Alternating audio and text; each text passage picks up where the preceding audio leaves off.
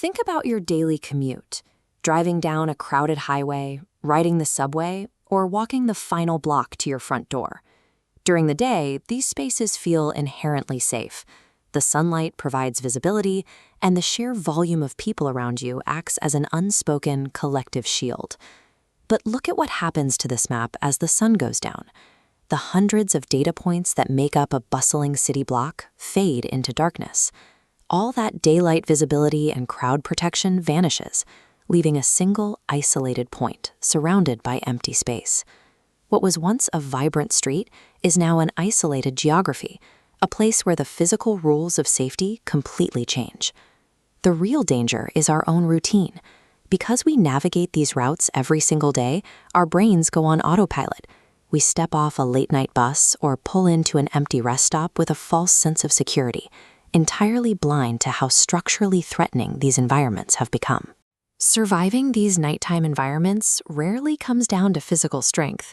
Instead, it requires acute spatial awareness. We're looking at 3 true documented encounters that show how these physical surroundings are used to either trap or protect a target. Our first case study takes place at 2 a.m. in North Carolina. A 17-year-old boy is traveling with his father, a truck driver. They pull into a crowded rest area for the night, and while his dad immediately goes to sleep in the cab, the teenager heads inside the main building to use the restroom. Rest stops are classic liminal spaces. These are transitional zones designed strictly for passing through, not staying.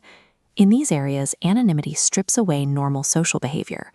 Even though there are dozens of sleeping truckers in the parking lot right outside, inside that tiled restroom, the boy is functionally completely alone. Inside, he encounters a towering man over 6 feet tall. Instead of using the facilities and leaving, a man mirrors the teenager's movements.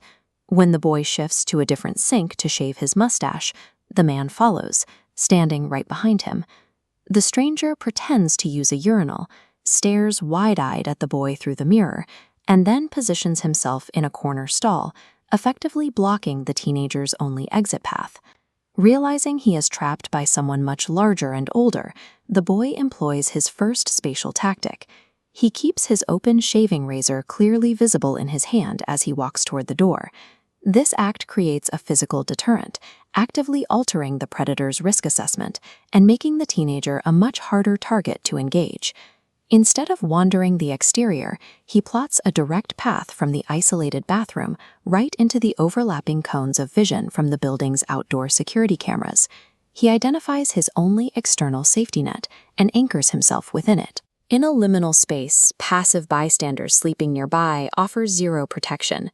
Escaping a stalker requires recognizing your isolation immediately and using environmental assets, like a razor or an illuminated camera zone, to break their pursuit. Our second study follows a young woman in her early 20s, navigating a grueling 2-hour multi-vehicle commute out of New York City late at night. Her first encounter happens on the subway, where a hostile man begins hurling aggressive insults at her. She tries to make eye contact with the other passengers to signal for help, but everyone looks away.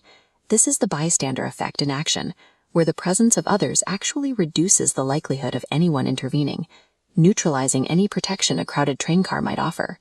To survive the encounter, she is forced to physically move into a different car entirely.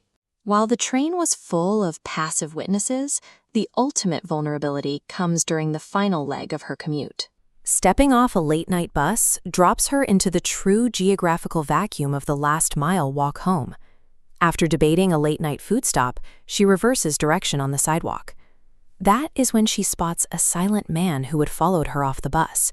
He is wearing completely out-of-place latex gloves. The moment she turns around, he suddenly stops walking and freezes right under a street lamp, staring directly at her. This map shows the precise geographical trap waiting ahead of her. To get home, her usual route requires turning down a poorly lit residential dead-end street with terrible lighting and absolutely no commercial outlets to duck into. Instead of walking into the trap, she refuses the dark path. She reroutes back toward a brightly lit liquor store to anchor herself in an active commercial zone. Then she calls her brother, effectively changing the power dynamic by introducing a secondary ally to the map before the man can trap her in the dark. In a transit vacuum, the instinct is usually to put your head down and rush straight to your front door. But avoiding danger means actively overriding that impulse. You have to manipulate your route to stay inside illuminated, commercial anchor points until help arrives. The final case study examines a 19-year-old student walking home after a late-night university event. He lives in a quiet, deeply familiar residential neighborhood in Southern Europe. This illustrates the illusion of the safe neighborhood. We naturally assume that quiet suburban streets are secure, but at 2 in the morning, the complete lack of open businesses or foot traffic turns these familiar blocks into sterile traps. If something goes wrong, there is nowhere public to retreat.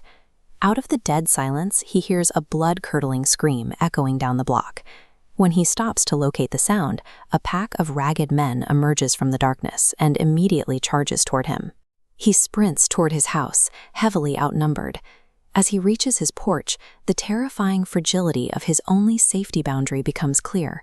His hands are shaking so badly that he drops his keys on the ground, exposing his back to the approaching group for agonizing seconds before finally unlocking the door and barricading himself inside. The psychological terror extends far past the initial sprint. When he calls emergency services, the dispatcher offers almost zero immediate help since he isn't physically harmed. The following night, a loud bang echoes outside as someone hurls a rock at his house, proving the attackers are still active in the area. Quiet residential streets are actually among the most vulnerable nighttime geographies. Once the sun goes down, the only true sanctuary is behind a locked door, leaving the streets outside as spaces where you are effectively on your own until you cross the threshold.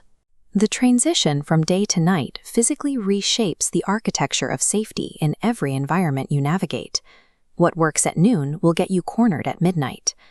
The most crucial realization is the total collapse of the social safety net. Sleeping truckers at a rest stop, passive commuters on a subway train, and distant police dispatchers simply cannot be relied upon to intervene when you are targeted. To navigate safely, you have to constantly evaluate the physical choke points and escape routes around you. More importantly, you have to be willing to break social norms. If an environment feels hostile, stop being polite. Display a weapon, make a scene, or turn around entirely. Passivity is a fatal flaw in the dark. Surviving an isolated geography requires an active, unsentimental assessment of your environment, and the willingness to manipulate it before someone else does.